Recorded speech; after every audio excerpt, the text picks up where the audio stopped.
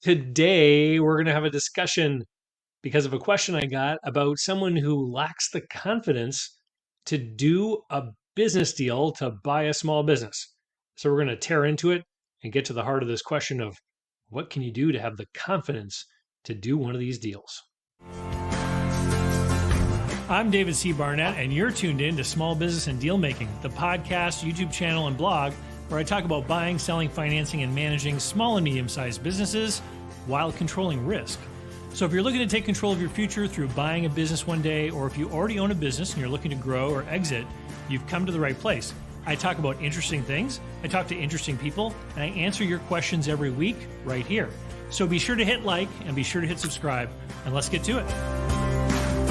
Are you thinking of growing your business or beginning a journey into entrepreneurship?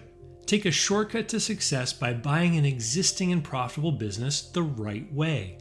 Visit businessbuyeradvantage.com and learn more about my online training, group coaching, and consulting services designed to help you win. All right. So I got a wonderful message via LinkedIn from a viewer, and I'm going to put it up on the screen here. And there was other stuff above this, but this was the sort of the question that the viewer wanted to highlight.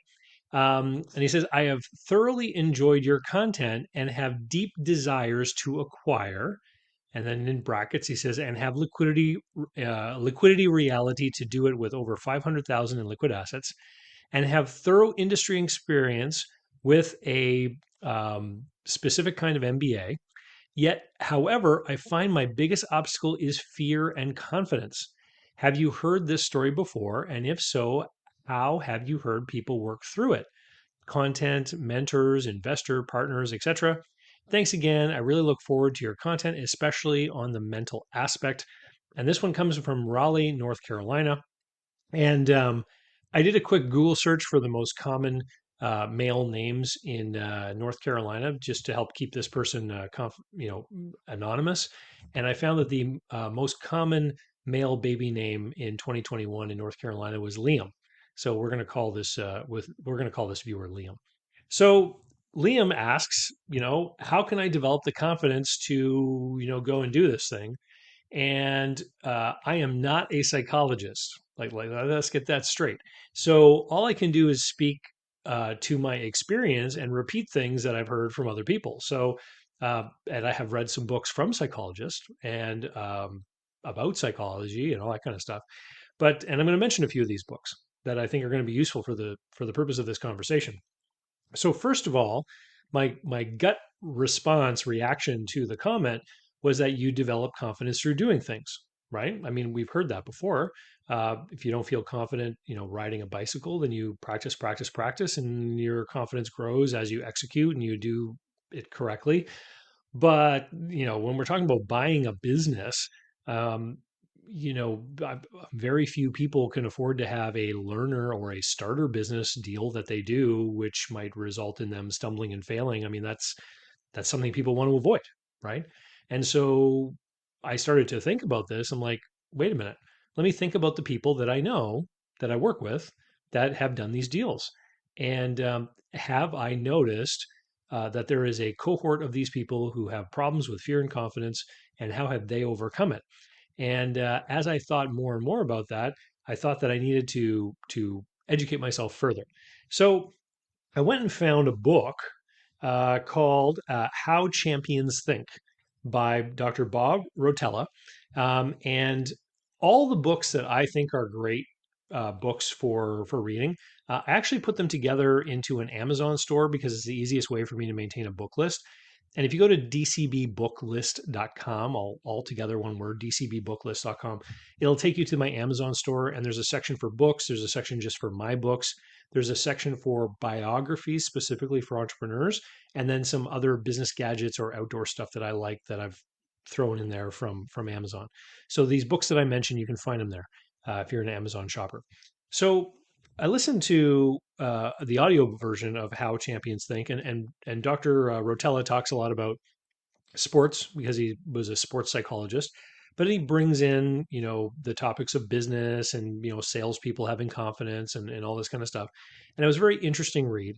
And one of the things that was interesting about the book is that he brings up this whole idea of gaining confidence through doing something, and he talks about how it really doesn't make sense. It's not true because otherwise, nobody would ever have the confidence to win a tournament if they had never done it before. So then, how would anyone ever do it for the first time, right? And so what what he references in the book is just this idea that the people who are winners in sports and business and all this kind of stuff, um, they just start off already thinking that they're winners, right? They don't really wrestle with this thing. I mean, some people will be very good at something, very good at sports, for example, and then something will happen to cause them to have damage to their confidence and they have to regain it. But they usually don't enter the sphere with a lack of confidence. Those people usually just don't come in and play the game, whatever it happens to be. So, as Dr. Rotella was talking about this whole idea of how people just seem to be in a certain situation, it reminded me of another book, which I thought was very, very good that I read several years ago, which is called Psycho-Cybernetics by Maxwell Maltz. And it was rewritten. The book originally was written back in the 1970s, and Dr. Maltz is also a doctor. And the original version of the book was quite complex with medical jargon and whatnot. And it was rewritten in the last 20 years by another person who kind of made it more accessible to the lay person who wanted to learn about this stuff. And so Maxwell Maltz is one of these people who kind of developed the whole idea of self-image. And surprisingly, while he was a doctor, he was not a psychologist. He was a plastic surgeon, and the reason that he came upon the world of self image was because he had all these clients that came in with these bizarre requests like, Doctor, can you fix my nose so that I can be a better salesperson? Or, Doctor, can you fix my ears so my children will love me? And like just bizarre stuff like that, which kind of made him realize that the way people see themselves has a big impact on how they act and interact and the way you present yourself to the world and how other people will respond to you. And so I thought that was a very interesting book because I can certainly recall over the course of my life how my self image has changed with respect to different things. And self image is also malleable. You can undertake certain activities to actually impact the way you feel about yourself. Like you can literally brainwash yourself into thinking different things. And so I mentioned it before, but I mean, I have these little cards I keep on my desk, and there are a bunch of messages to myself where I make these statements about how I am in a future state, but I say them as though they were today.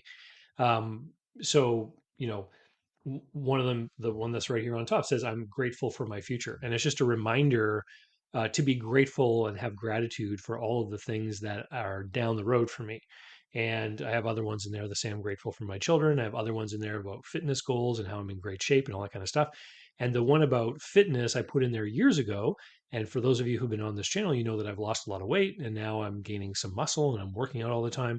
And so all of it is sort of framing the way I think about myself, the way I feel about myself. And now my behaviors and actions are filling in sort of the gaps between my actual present reality and this future vision of myself and the way I see myself because I am manipulating my own self image through something as simple as a daily affirmation card, right? So, if you want to learn more about that, Psycho-Cybernetics by Maxwell Waltz. So, why is this important? Well, I've been asked many, many times before, who are the people that you work with, David, who want to buy a business? And they resoundingly fall into two primary groups. So the first group are people who need an income and for whatever reason have difficulty accessing the labor market. And so that in large part is people like newcomers to a new country who may have some kind of language barrier or who may be professional educated people whose credentials and experience are not recognized in their new home, which means that while they might be an engineer eh, in Vietnam, they're not going to be able to work as one in Canada, right? And so they arrive and they're very quickly realize, hey, if I want to get any kind of reasonable income, I'm going to have to do something on my own. I'm going to have to be my own boss. I'm going to have my own business. And then after a little bit of reflection, they realize it is much safer to buy something than to start something. And then they'll end up finding me and get my help to buy a business. So I call those people the mother of necessity buyers, right?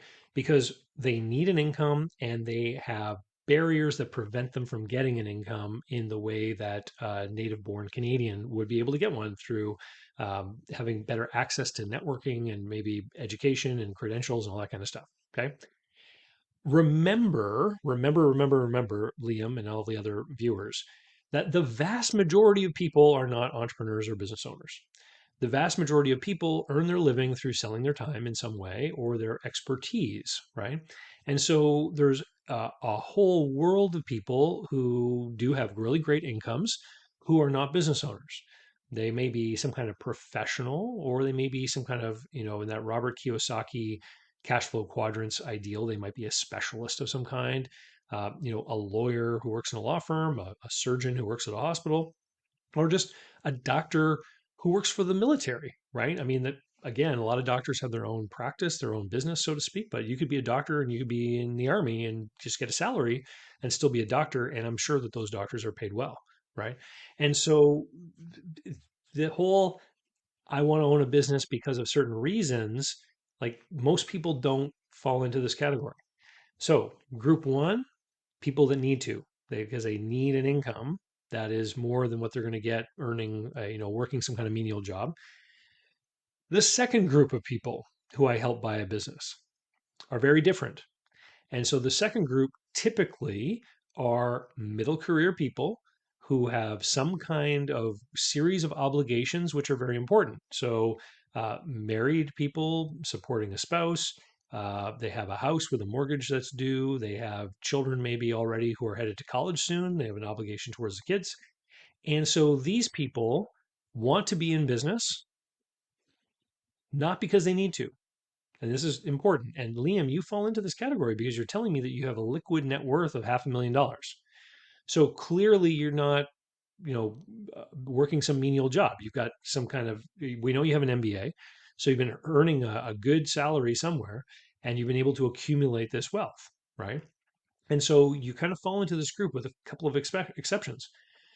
Most of the people that I meet, they run into some kind of barrier. So there's some kind of barrier that's preventing their growth wherever they are. And that could be that there's no room for them to progress and get promotion in the organization that they're in, or something has happened in the organization that they're in that has frustrated them, made them angry, or whatever. And they just say, oh, well, if this is the way it's going to be, I'm going to go make my own rules. And almost all of these people go to the same direction. They say, I'm just going to start my own business. And then when they start to seriously examine and look at those prospects of starting a business and the risks and the dangers and all that kind of stuff, they then realize, you know what, it's safer and less risky to buy one. And then that's when they will eventually maybe run into me. They'll start doing Google searches and stuff, and they might find my YouTube channel or one of the books that I've written. And so that's how I meet that second group of buyers. But rarely do I ever have any of them say, I lack the confidence or I don't want to do this. Um, in their minds, they see themselves as business people. And this is, I think, an important distinction in the use of language. So I'm a big fan of words and understanding what words mean. Um, if you read 1984, they talk a lot about words in that book, and if you haven't, I recommend it. But you can be a business person and be a well-respected business person and be a well-compensated business person and not be an entrepreneur or a business owner. Do you realize that? So the vice president of a publicly traded company is certainly a business person, right? The regional manager of some company is certainly a business person. The manager of a branch location of some company is a business person, right? And so these people are doing business and all of a sudden they're frustrated in the organization that they're in and they just say, well, I'm going to go do business someplace else. The first thing they think of is I'm going to start a business. They see how risky it is. So they just say, well, I'll just buy one, right? They don't have an issue with fear or confidence. They usually just want help with the hows. So they say, I need to understand how this works. I need to understand how a transaction is done. I need to understand how to do an evaluation. I'm interested in reducing risk by hiring someone like me to come and look at the deal, to give my opinion.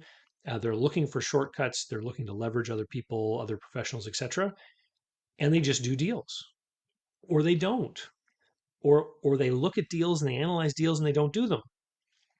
Which brings me to success in searching, because in my opinion, there are two different ways that you can be successful at searching for a business to buy.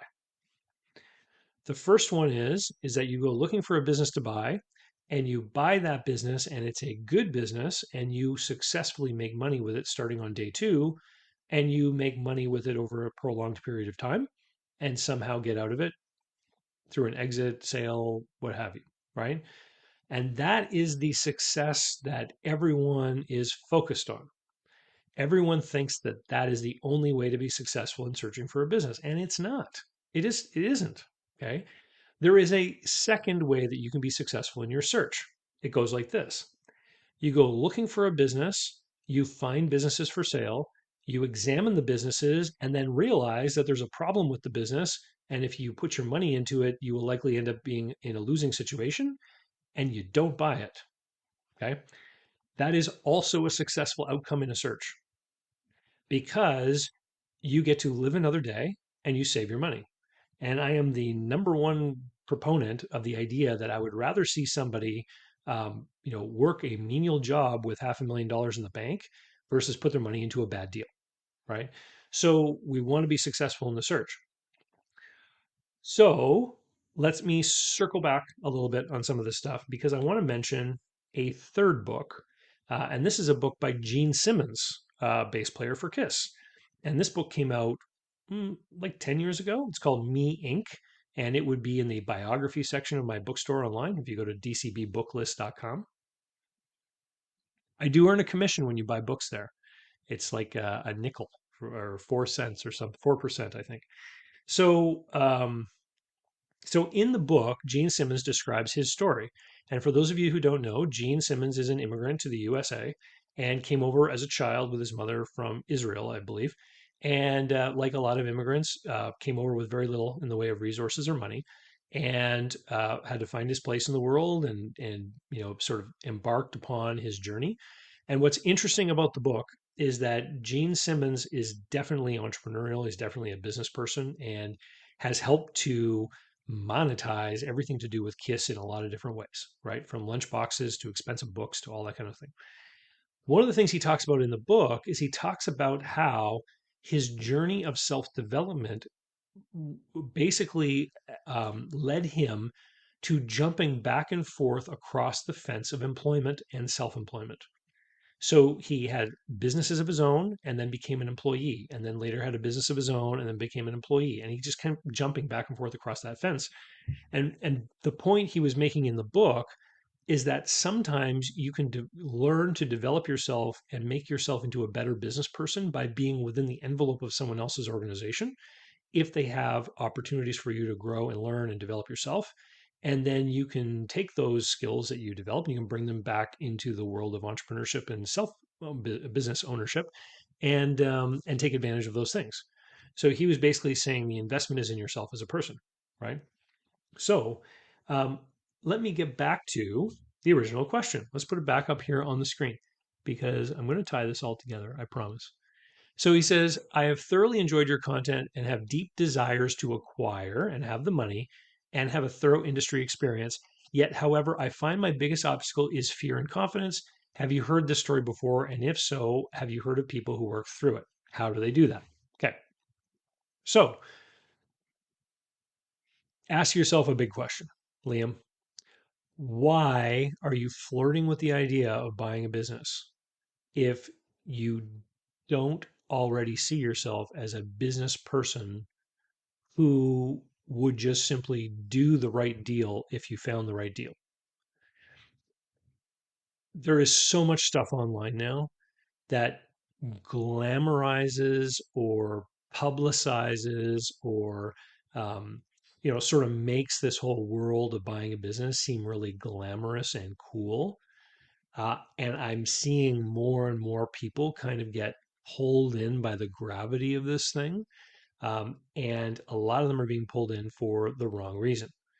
And a lot of the times that reason is because they think somehow that number one, maybe they have some kind of competitive spirit. Other friends of theirs are business owners and they feel like they should be one too. Or they feel like this is going to be a surefire way to have increased wealth or income, right? The truth of the matter is that a lot of the people, if we talk about the two groups of people I work with all the time, that first group, the mother of necessity buyers, they're definitely motivated by income. They need to have an income. Usually, they are trying to get an income that most people in the US would probably call a middle to upper middle class income, right? So they're just trying to secure a reasonable level of income so they can support their family and have some of the nice things that life has to offer, right? They're typically not swing for the fences, I want to get rich type of people. And this is why you see a lot of these people will be buying the convenience stores and the restaurants and the gas stations, etc. So they open the door to the American dream, as it were. They get a level of income that's going to open the door to maybe home ownership and stuff like that. That second group of people who are the sort of middle career people that want to get into business for themselves, their motivations for the most part are not typically financial. And this is the thing that a lot of people will pause and question me on. So when I meet a lot of these people, they often will talk to me about frustrations with corporate politics. They will talk to me about superiors or other people they have to work with that they don't like, or how they pulled off some amazing stunt within a company that they felt went unrecognized or was not properly compensated. And so it usually has to do with the fact that they feel like they're growing beyond the place they have in that organization. And that the only way their growth can continue is if they are setting their own rules, which means that they need to be in control of their business place, the place where they're a business person. They need to control it. And so they just kind of just grow right naturally into this thing that, oh, I'm going to either start a business or buy one. And a lot of these people, when I'm looking at a business with someone, if we're doing an analysis, I know that it's less risky to buy something rather than start something. But one of the sort of metrics that I often consider when I'm looking at a business that's for sale is I'll just ask myself, what would it cost to create this? Like, if we were going to start a business like this, could we do it for this amount of money? Like, because at a certain point, if a business is overpriced, then you just realize, hey, like I could take this money that this person wants and I could just start something, even with all the risks. I could finance losses for 5 years and still be ahead over buying this business, right? Because there's a lot of overpriced businesses out there. So this second group person, the second group buyer, they will go looking for a business and they will try to find something that fits with them. And if they can't find the right deal that makes sense for them within a reasonable time frame, a lot of them will be completely open to startup entrepreneurship just because that's who they are. Or they will be like what Gene Simmons describes. They will then say, well, if I can't find a deal that works for me and I'm not happy where I am, maybe I'll go see if I can develop myself further in some other place. And they'll hop into another career somewhere where they can learn some new skills and learn to develop themselves even further. And they'll maintain their search as they're looking for that right opportunity.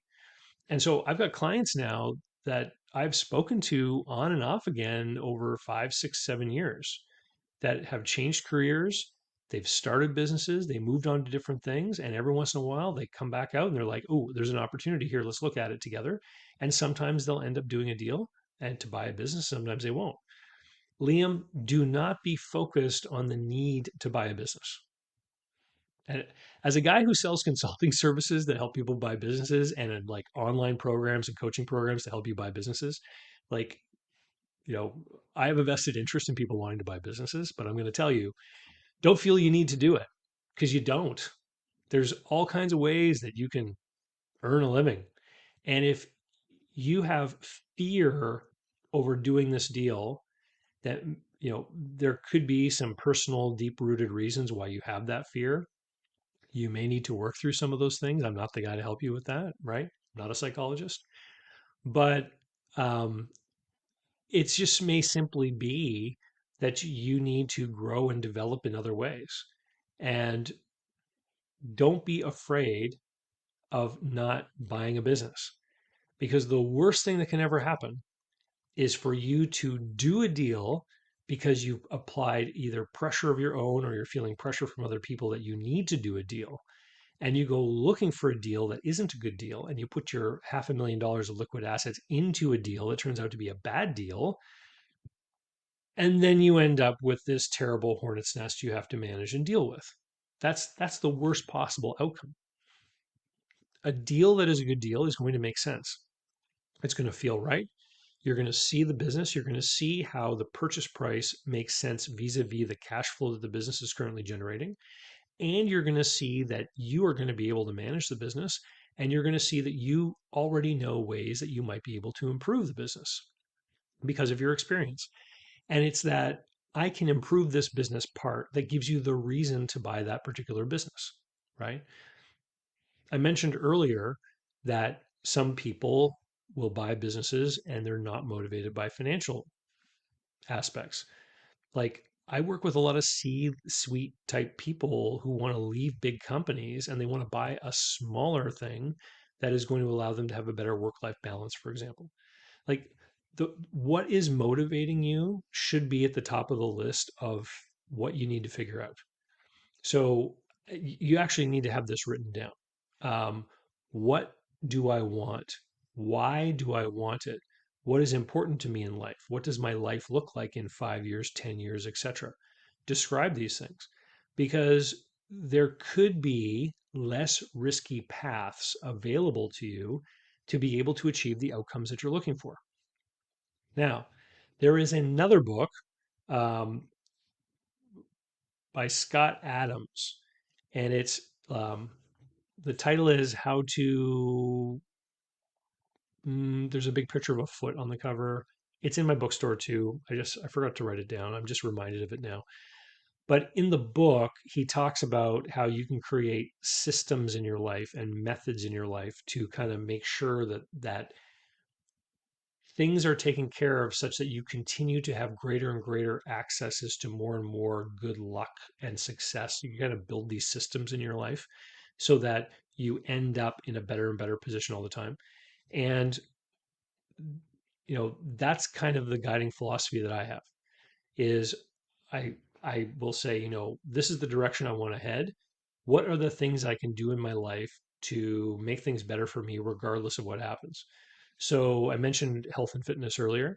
So one of the things I did almost 2 years ago is I just took a look at the way I was spending my time. And what I found is that I was sitting around every night from 9 to 11 ish, sort of watching TV. And of course, what ends up happening when you're on the couch watching TV, that's when you get into the habit of having a snack. And so neither of those two things were leading me towards my personal health and fitness goals. So what did I do? I started to get up earlier in the morning, and I would get up in the morning and spend that time walking. Even in minus 20 degrees Celsius weather, I still get up and do it. Go for a walk around the lake near my house. If you follow my Instagram, I occasionally will post pictures of the sunrise, for example.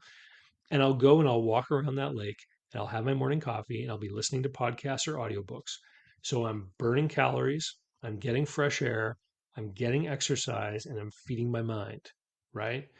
And so though that one set of decisions basically has allowed me to repurpose a few hours of every day into something that definitely leads me to more successful outcomes in a multitude of ways, both from professionally through the education and the podcasts and the audiobooks and health wise and fitness wise, right? And so the same thing can happen with your career and in the business world. I have often referred to buying a business as a career of ownership, and because that's what it is, right? It's just like you just become your own boss. So, I mean, I hope that helps. So, Liam, my advice to you about working through fear and confidence: identify what you really want and why you want it. Make sure that these are truly self motivated goals that are pushing you in this direction. Um, think about who you are and how you think about yourself. And if there's certain things about yourself you don't like, then ask yourself, what kind of person would I rather be? And how would I work on myself to become that person? Buying a business, you know, should not be something where you get out there and you compete with everyone else to try to, get a business and get your arms around it and secure it and ahead of other people. I mean, there are people that talk about it in that way, like that these things are golden egg laying geese that when you find one, you got to jump on it and all that kind of stuff. I understand why they talk about it in that way, but businesses are unique, just like people are unique. And you have to find a deal that works for you under terms that work for you on a timeline that works for you so that you can acquire it and you can make money with it. Under any other circumstances, you probably shouldn't do the deal. And if somebody gets out there and buys a business for the wrong reasons, it can often be disastrous, which leads me to to a little story. I knew a guy, I know a guy, I still know him, who wanted to be a member of a particular club. Seriously. And in order to be in this club, you have to be a business owner. And he wanted to get into the club, and they literally said to him, well, you need to be a business owner. So he went out and found a business that he could buy, and he did it in an extremely leveraged way with very little of his own money down, and borrowed a lot of money, got a lot of seller financing, and all the things that some of the gurus out there might call a successful deal. Buying a good sized business with a very small amount of money. He ended up in a very leveraged position. And so then what did he do? Well, he did it again. And in just a couple of years, he bought 4 businesses, right? All extremely highly leveraged. And then a small series of unfortunate events occurred. And because of his leveraged position, he didn't have a lot of wiggle room. He didn't have a lot of excess cash. And like dominoes, those 4 businesses fell over the course of about 18 months. He ended up personally bankrupt. He got some friends together and like repurchased one of those businesses out of bankruptcy to try to give it a second go. But again, they were undercapitalized and that one ended up failing again. It was just a complete disaster over the course of several years of this person's life. Did they learn a lot from it? Yeah. Do I want you to experience that? No. Right? So don't feel like you have to do anything. It's got to feel right and it's got to make sense. Anyway, thanks for the question, Liam. And thanks for all of you for watching. Sorry for a bit of a Debbie Downer episode, but I think this is important. Um, be a business person. It doesn't matter where you are. When you think of yourself as a business person, you're going to start to see opportunities that you didn't realize were there before in everything from investing to small business to opportunities to start something new to talking with someone and suddenly realizing how maybe you could buy their business or they could change their business in a different way, or you can match one opportunity with another opportunity. Be a business person. Get into the mind frame. And as you develop and build relationships and do things, you'll find that the fear and confidence issue will take care of itself. Anyway, thanks. We'll see y'all later. So, how can you learn more about buying, selling, financing, and managing small and medium sized businesses? Easy. Go over to my blog site, davidcbarnett.com, where you can learn more about me and how I work with my clients. You can learn more about my books and courses that I prepared for you. You can find out how to subscribe to my email list, the YouTube playlists, and more. There's literally hundreds of hours of content there, all for free, and I'd love for you to be my guest. Special thanks go to Mark Willis at Lake Growth Financial, today's video sponsor. Mark helps people better manage their personal and business finances through the Bank on Yourself insurance strategy.